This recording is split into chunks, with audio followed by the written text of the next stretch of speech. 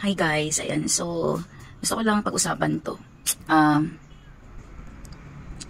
Nagiging habit nyo ba, or naging habit nyo ba, yung i-check nyo yung sarili nyo, ibabalanse, at saka i-validate.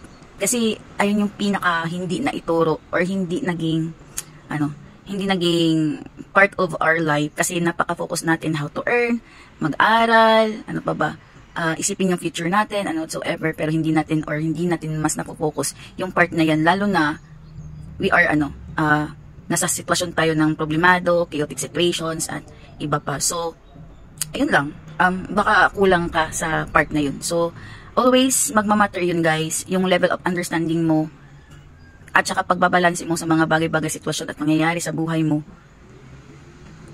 Dahil, may self-awareness ka, or may part ka ng hindi lang dire-diretso na make ng decision or whatsoever. Kundi, tatahimik ka na muna, tapos mag-iisip-isip ka, magmuni-muni, ibalanse yung mga pangyayari, at piliin lagi yung sarili para sa ikabubuti. So, ang tanong kasi dyan is, nagagawa mo ba itong mga bagay na to? Kung hindi, kailangan mo nang simulan ito. Kasi, baka nadadala ka lang sa mga emotions na hindi naman ikaw or hindi naman ito ay sa iyo.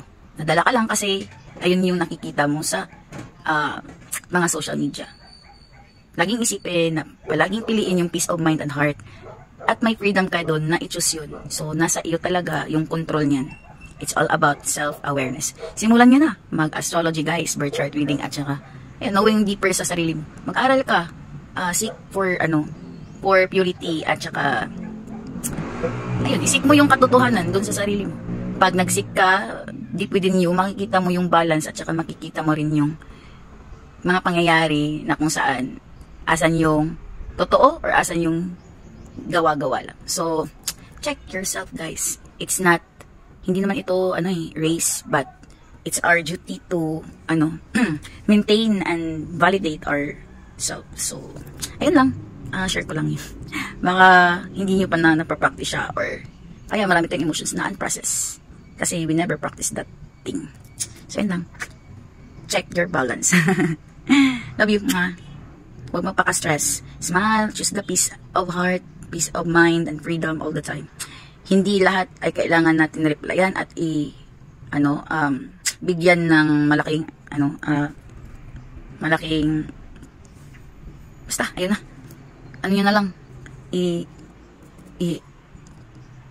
i-balance nyo na lang. Kasi magmamatter lagi yan sa individuality. So, yung buhay mo yan. So, kailangan maging responsible ka dyan. Yan lang. Love you.